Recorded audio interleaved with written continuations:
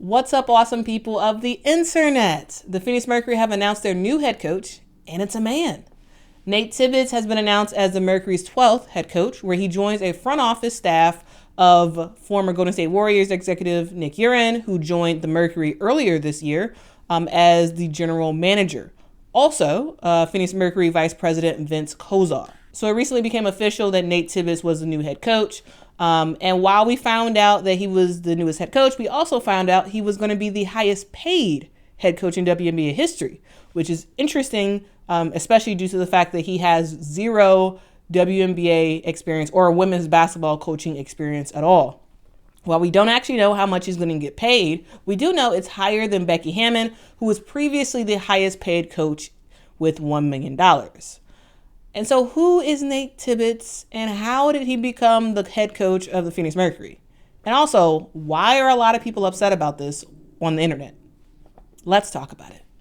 So let's take a look at who Nate Tibbets is. Well, he is a 46-year-old longtime assistant coach in the NBA, but he didn't start off as a coach. Nate is from Jefferson, South Dakota, and he played basketball at South Dakota where he won 3 conference titles and is a member of South Dakota's Sports Hall of Fame. So very talented player, and he was a very good passer when he was in school. He comes from a tree of coaches. His dad, Fred Tibbets, was a longtime women's college and high school basketball coach. His dad won 11 high school championships, which is kind of cool, in South Dakota. So Nate's professional coaching career actually started in 2005 when he became an assistant coach for the Sioux Falls Skyforce. This is the G League, then D League affiliate of the Miami Heat. Nate eventually became the head coach of the team where he stayed until 2009. And his first year as head coach, the Skyforce had a record of 26-22. They made it to the playoffs where they eventually lost in the quarterfinals to the Dakota Wizards. In 2008, Skyforce had a record of 25-25 and did not make the playoffs that season. After that season was over, Nate moved to become the head coach of the Tulsa 66ers, the G League affiliate of the Philadelphia 76ers in 2009. And within a year, Nate was able to turn around the 66ers from a team that was at the bottom of the league the previous year with a record of 15-35 into a 27-23 team that made the playoffs. And in that same year, they became almost champions, making it to the 2009 championship game where they would eventually lose to the Rio Grande Valley Vipers. The following year, in 2010, the 66ers would have a record of 33-17, again make the playoffs, but this time lose in the semifinals to the eventual winners, the Iowa Energy. In his time with the 66ers, Nate showed that he was able to turn around a team and actually produce some winning basketball. And it wasn't long until another opportunity came calling for Nate, as he became Team USA's head basketball coach for the 2011 Pan American Games. Team USA would then go on to win the bronze medal at those games. Also, in 2011, his next big NBA gig came calling. He became an assistant coach for Byron Scott in the Cleveland Cavaliers. And this wasn't the LeBron Cleveland Cavaliers. This was when LeBron was in Miami. So the Cleveland Cavaliers were not good at all during this time. In Nate's 2 years with the Cleveland Cavaliers, the team would go 45-103, which is pretty terrible. They were so bad that the Cleveland Cavaliers fired then head coach Byron Scott, which left Nate Tibbets looking for another coaching gig. It wouldn't be long before Terry Stott and the Portland Trailblazers hired Nate Tibbets to become an assistant coach in 2013. Nate would stay with the team until 2021. And during his tenure with the Portland Trailblazers, the team had flashes of greatness because they were led by amazing basketball player Damian Lillard. But ultimately, the team consistently fell short of winning a championship. They got close in 2019 when they made it to the Western Conference Finals. But ultimately, the Blazers head coach Terry Stotts was let go in 2021. So Nate Tibbets once again packed up his bags and found a new coaching gig. This time, he headed to Orlando to become an assistant coach under Jamal Mosley. And while Nate has enjoyed his time with the Orlando Magic, the team has been pretty bad, hovering around the bottom of the league. And this left Nate Tibbets to kind of make a decision. Should you continue to be an assistant coach for good/mediocre NBA teams? Or is he going to leave the NBA to become the head honcho in the WNBA? And so now we have this. It's an exciting day today for the Phoenix Mercury. It's not every day you get to name a new head coach, and we're thrilled to do that today.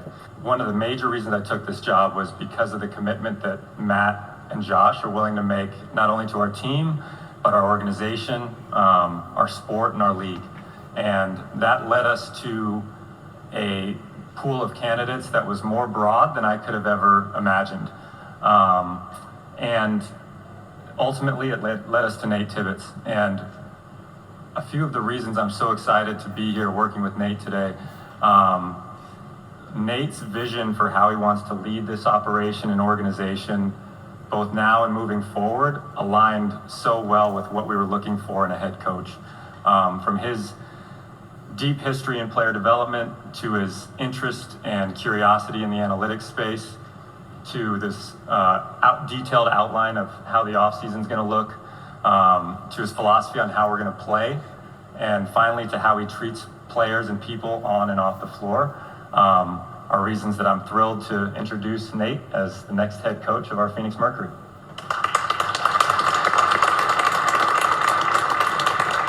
Nate is now the 12th head coach in Phoenix Mercury history. And with this decision, Nate had to let his current team, the Orlando Magic, know that he was leaving. About a week ago, I walked in Moses' office. I got my book. I look at him, he goes, "Oh, what you got for me?" I said, "I thought this was going to work, but after coaching Joe Ingles for the last week, I don't know if I can." Real talk, this was a tough decision. My dad was a longtime girls and women's coach. He passed in 2008, so this is like kind of full circle for me. 2 little girls, kind of crazy. Oz always says it. Talked to G yesterday, Kel, Joe. Your kids are running around. They're crazy. But this is like, I get to have more of an impact on their life, and that's really important to me. You know what it is, okay? Nothing but love for the guys and the gals. Like, this is cool, man. This is a real group. Love on this, experience it. Don't take this for granted, because it's not like this everywhere. So anyway, before I get more emotional, I appreciate you all. Like Cole said, like, this isn't the ending. Like, you guys are my guys forever now. Appreciate you guys.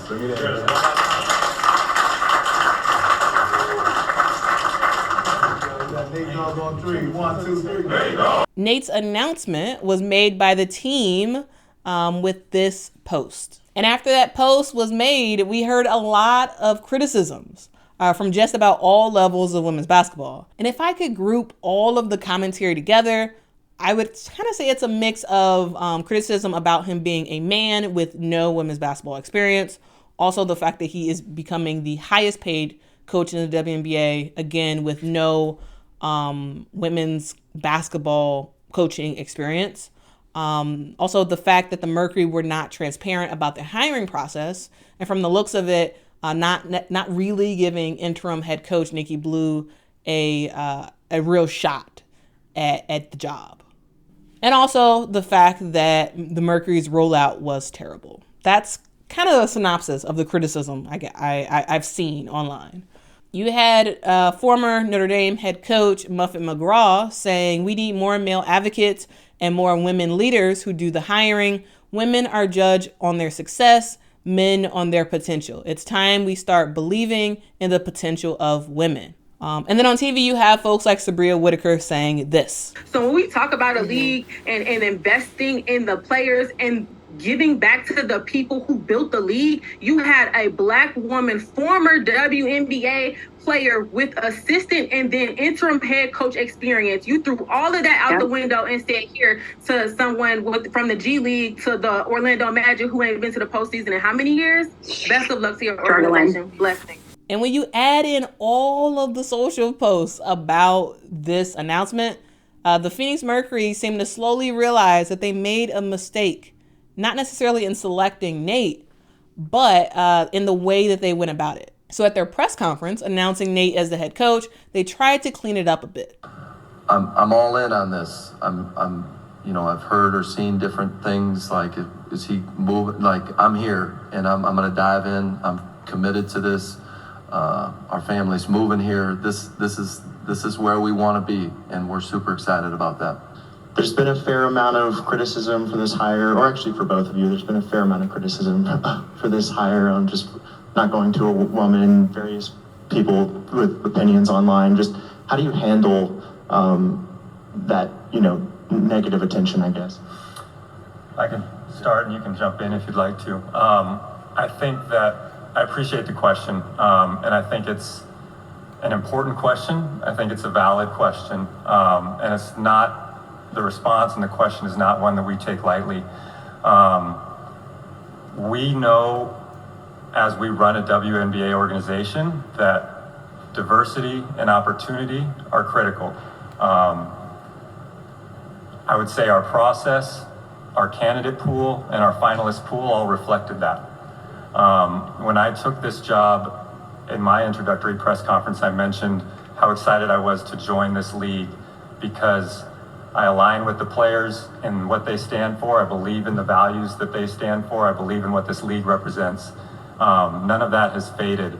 And now I'm excited for us to be able to take action in terms of building a basketball operations staff and a coaching staff that reflects that diversity, that provides opportunity to people of all backgrounds, all expertise, all skill sets. And we understand that importance, and we look forward to taking action, not just saying the words. I think for me, again, I just personally, I don't really live online. Me speaking to the players and them welcoming the way that they have, and that's just made me not worry about things that they're not worried about, to be completely honest. I understand. I'm sensitive to the situation. I know I'm one of only 3 male head coaches in the WNBA. And so I take responsibility for that. I know that people are questioning it and agree or disagree. I'm going to do the best job that I can and, do the best for our players and try to put them in positions to get better and be successful. And, but that's my main focus. And they dispatched Phoenix Mercury president Vince Kozar to try and clean up the perception a bit by saying this. I think one of the things that went into this, obviously, in terms of when you guys announced him being the head coach, Nate, and then, kind of the social media blowback to a certain degree about a white male head coach in the W, and also being the highest paid. What kind of conversations did you guys have? Did you expect that to happen? How have you guys dealt with that? And what is the perception that you want to give Mercury fans in terms of like the process that you guys went through to get what you believe is the right head coach? Yeah, so I want to make sure I answer all of those, so keep me honest. I think the first part is the process, right? So it's easy to look at where you end up and sort of assume like that you naturally, that's how the process was. But really, like, there's so much more that goes into it. Like I said, it was a really deep pool. It was a really diverse pool. It was a really diverse finalist pool because that's what our organization values. And I think anybody who's been around our organization, seen the work we do in the community, seen the composition of our business staff and our basketball staff knows that that's what we value. But certainly, to your point, there is an element of, it's natural for there to be some concern from people when they see that. And I think the concern isn't necessarily about who was hired, right? Because as a candidate, Nate is tremendous. And I think it's more about, was there opportunity given for more voices and more people and more faces? And I think that's That's perfectly legitimate. And I think one of the things that layers into it also is that the W is different than the NBA in the sense that the public doesn't have a laundry list of everyone we talk to. Yeah. And for NBA coaching searches, that's what happens, right? You see everyone who's had an interview, it's being leaked by the candidates, by agents, by people who want to be candidates. And that just doesn't really happen on the W side. So I think that's been a piece of it too. Folks went from not hearing anything about the search to seeing who we hired. And, you know, there's a lot of steps in between there that I think would, comfort's probably the wrong word, but give people sort of peace of mind about where we're at on that. But to your larger question, it's an important piece of this. Like, it is a league of women. It is a league of 75% Black women. It is a league of more openly out LGBT athletes than any other league in the world. And so that kind of visibility and representation is super important. And so what I would say is, you know, a head coach is just one person. We have an entire basketball staff to build out. We have an entire assistant coaching staff to build out. And then we also have a business staff that we think reflects that diversity as well. But how I would sort of sum it up is we know like who we are and what our values are. We also know that we're going to keep growing and we're going to keep adding people. And those values are going to take us to a place where the most diverse, the most experienced, and the best candidates are the ones that we're hiring. And when I say diverse, it's across the board, right? It's experience level, it's expertise. Of course, there's race and gender and things like that. So all of that's really important. But unfortunately, it's kind of too late. Thoughts have already been cemented about Nate Tibbetts, regardless of how much Diana Taurasi likes him. Thrilled. You know, Coach Tibbetts, I mean, what a resume, you know, to be in the NBA for 14 years, be at the highest level, and for him to make, you know, a huge decision to come to the WNBA. I know Matt, Josh, and Nick, they're going all in, and I think you can feel that with, you know, the hiring of Nate, you know, a longtime NBA assistant who's interviewed for, you know, a lot of head coaching jobs and was right there. So I'm excited. Well, I believe the last time we had a NBA coach that had never coached women before, by the name of Coach Westhead, we won a championship. So I had pretty good experience in that realm. So with all of this out of the way, how does Nate actually expect his new team to play? I've had a couple great conversations with Diana. You know, I'm going to rely on her a lot. She's got experience. She's the greatest women's player of all time. So I'd be not very smart if I didn't lean on her a little bit. She's also told me that I can challenge her day in and day out, which is awesome, and I'm going to do that. And I think it's important for our other players to see that. I need to hold her accountable just like anybody else, and I'm going to do that. I'm coming from the NBA. I'm not. It's what I know. So we're going to play a fast-paced game. We're going to shoot, hopefully, a lot of threes. Defensively, we're going to protect the rim. We're going to crash the offensive glass. We're going to space the floor, and we're going to give our best players room to go to work. And I'm. You know, it's one of those things when you talk about ways that you want to play. I think great coaches in this league can adjust to their personnel.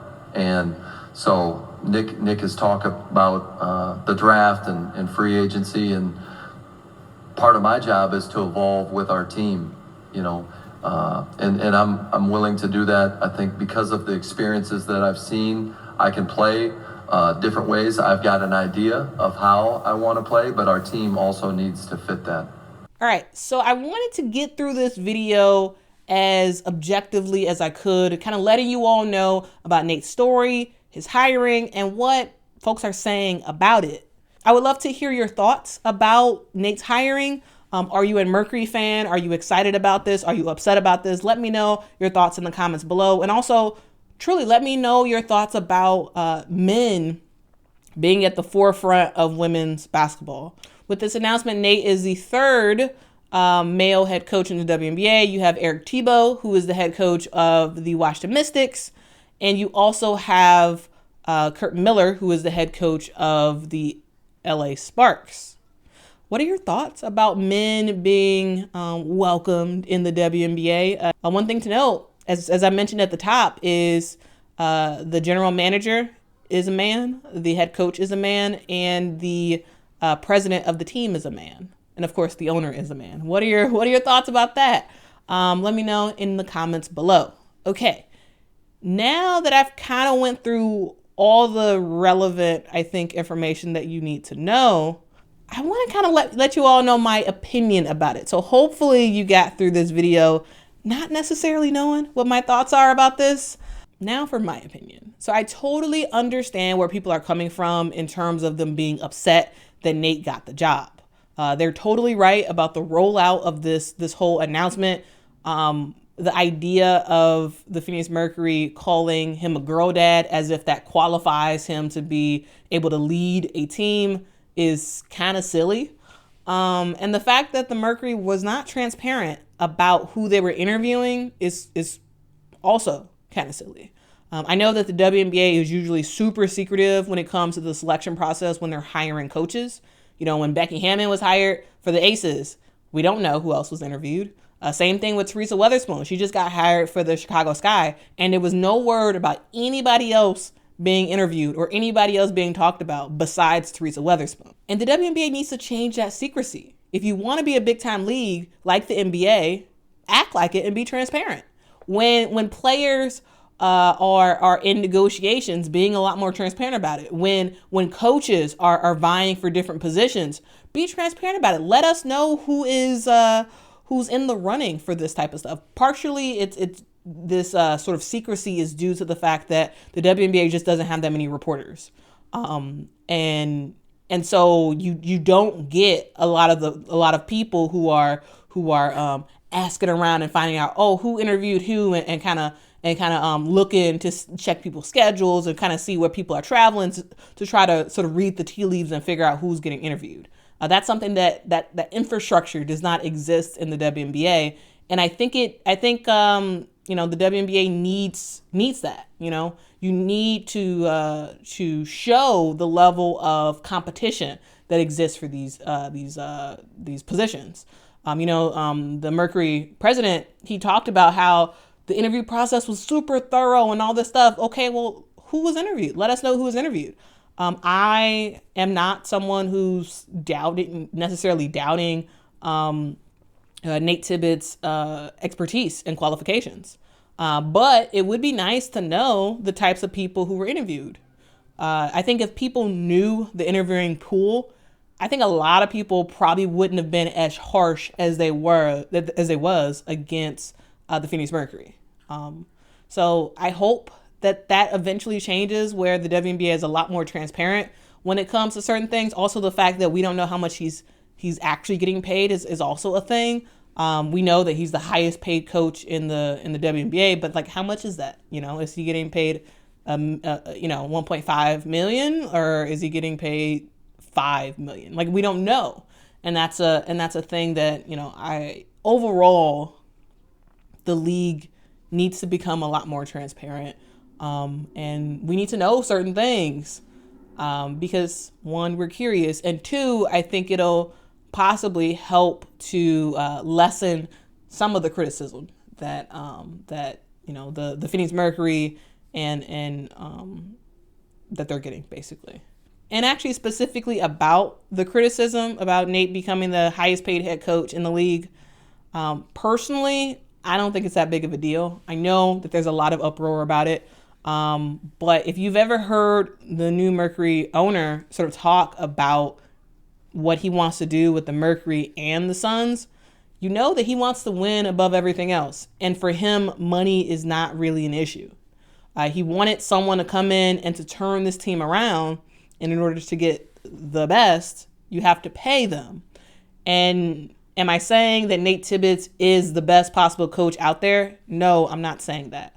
But he is from the NBA. And coming from the NBA comes with a certain amount of prestige and also a certain amount of money. He has had almost 2 decades in either the NBA and the G League. So that's a lot of experience. Remember, Becky Hammon was an assistant coach for the Spurs, and she was paid, $1 million to come to the Aces. Yes, Becky actually played in the league, and so that's for sure something that she has over Nate. But still, the NBA brings a lot of cachet and also money. And so if WNBA teams want to compete, they have to shell out the money. So all in all, him getting paid top dollar, to me, it just sort of means that his margin of error is very, very small, because if he doesn't turn this team around, I give him 2 years. If he doesn't turn this team around in like 2 years, I think they're going to get rid of him. Will he be successful? I don't know. Possibly. Maybe he will, and maybe he'll be able to get the Mercury back to their golden days of winning championships. Or maybe he'll be fired in 2 years. Who knows? But for sure, the concern about him turning the team around just to leave for a better assistant coach position in the NBA, that's for sure a significant chance that could happen. And there's been a lot of people online sort of talking about how he's just looking to get another opportunity to get back in the NBA. And I don't know if that's a bad thing. I really don't, because that's what Becky Hammon's doing. Becky Hammon, if another head coaching job opens up in the NBA, Becky Hammon's she's likely going to apply for it and likely going to interview for it. She wants to coach in the NBA. Of course she does. There's a ton of coaches in the WNBA right now that if you gave them an opportunity, they would go to the NBA. Not all coaches, but a lot of them will. So like in terms of the criticism of he's just using this as a stepping stone to get to the NBA. Yeah, I'm sure he is. And I'm sure a lot of other coaches would do the same thing. Look at James Wade and look what he did. So I don't think it's a big deal for coaches to want to move up and to possibly go to the NBA, because love it or hate it, the NBA is a step above the WNBA in terms of coaching. It just is, because the NBA coaches get paid more money, they get more staff, and there's more amenities. So I don't think it's that big of a deal. I really don't. I think overall, as long as the league has a steady number of coaches that stay in the WNBA, it's fine to have, coaches in the league who are actively looking to move up for that next opportunity. Like, I don't think it's that big of a deal. But if y'all think I'm wrong on this, let me know in the comments, because I don't know. I'm not sure if I'm just thinking about this wrong or what, but like, it just doesn't bother me that the criticism that they're talking about him using this as a stepping stone, because they all are. Everyone's looking to move up. Everybody, And so I don't think it's that big of a deal, personally. But let me know y'all thoughts in the comments below. All right, and the last piece of criticism that I want to talk about is him not coaching women before he actually became the head coach of the Phoenix Mercury. So again, while I think this is something that will sort of make his learning process that much more steep, with him becoming the head coach, I don't think it's that big of a deal. Yes, it's a learning curve that he has to make, but it's not that big of a deal, because he has a bunch of experience coaching basketball. And yes, sure, the men's game is different than the women's game, but it's not that different. If anything, it might actually give him a little bit of an advantage, because he can implement a lot of the NBA plays that he saw and helped drew up when he was an assistant coach, and also when he was the head coach of G League teams. So it might be a benefit to him. Yes, there's probably some stuff that he has to adjust in terms of the way he talks to players, in terms of specifically what motivates players. There might be some adjustments on that front, but I don't think it's that big of a deal. Look at how successful Becky Hammon was. Again, I'm going to Becky Hammon again. She technically hadn't coached women either. Yes, she played, so that's a huge difference. But she technically hadn't coached women.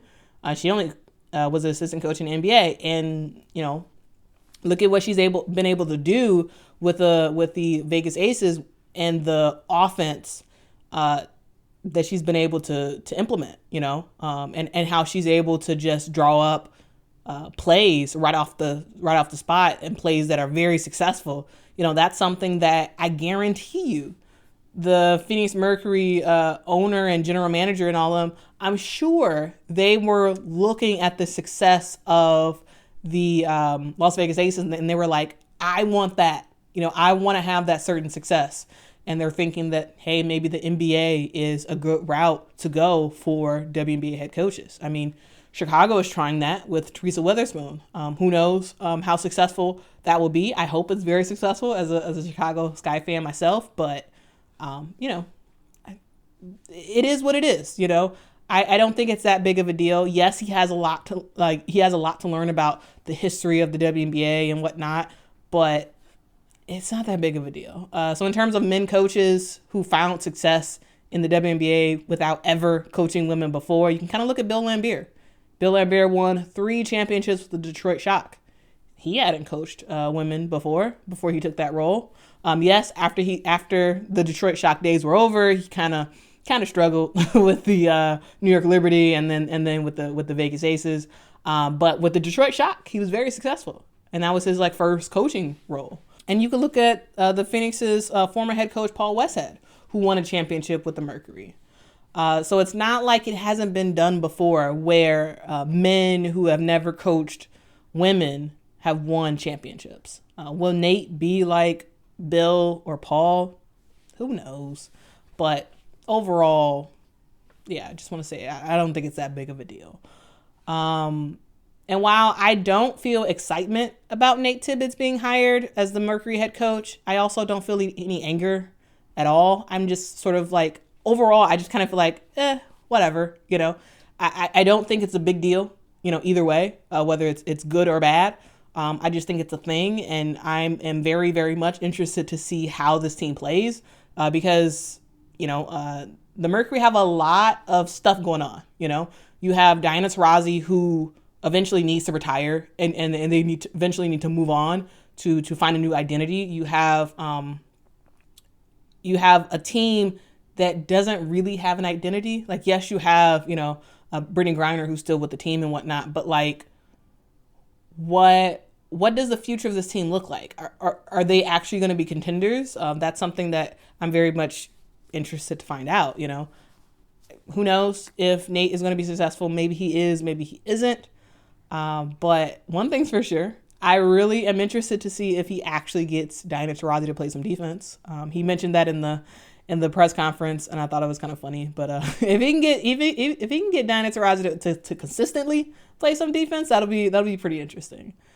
All right, guys, this has been a long video. So shout out to y'all who actually made it to the end of this video. Y'all are awesome. Please share your thoughts about this Nate Tibbets hire. Were you aware of what he's done in the G League and as an assistant coach? Are you excited about him becoming the head coach of the Phoenix Mercury? Are you really upset? Let me know your thoughts in the comments below. And as I said, I don't love it or hate it. I just think it's a thing. Let me know if I'm wrong. It's kind of weird because I look online and I just see everybody, just a lot of people hating this hire. And I'm just like, am I wrong for not feeling some type of way about this? Is that does that I don't know. Does that make me wrong? Why is everybody else thinking this way about this hire? And I'm just sort of not a big deal. Am I not thinking enough about this? Am I not thinking too critical about this? Let me know in the comments below. If you're a Mercury fan, let me know what y'all think about this hire. Do y'all think that he's going to be good for this team? He says he wants to, run fast and whatnot. So, do you think this team is going to look vastly different next year, both in terms of personnel and in terms of play style? Let me know in the comments below. Also, where do you think Nikki Blue will go next? I do think that Nikki Blue had a raw deal with this whole thing. She became the interim on a team that was just flailing. And she got the team together. I mean, kudos to her. She did, do some things. Yes, they didn't make it to the playoffs, but like they were a better team than they had started off being. So, where do you think she'll go next? I do hope eventually she has another opportunity to be a head coach, but ultimately, her getting put in this position, it was just a lose-lose situation. It was it was hard to think that they were really going to keep her. Similar to how, the Sky did Emery Vitantover. Emery became the interim coach when James Wade left. And it just, yes, he got the team to the playoffs, but it just didn't matter what he did. It didn't seem likely that he was going to be the head coach in the next year. So they were both, Nikki Blue and Emery Vitantover were both put in very tough positions.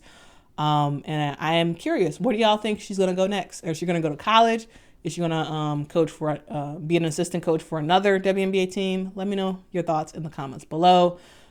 All right, y'all. This has been long. I've rambled a lot. Thank y'all again. And until next time, guys. Bye.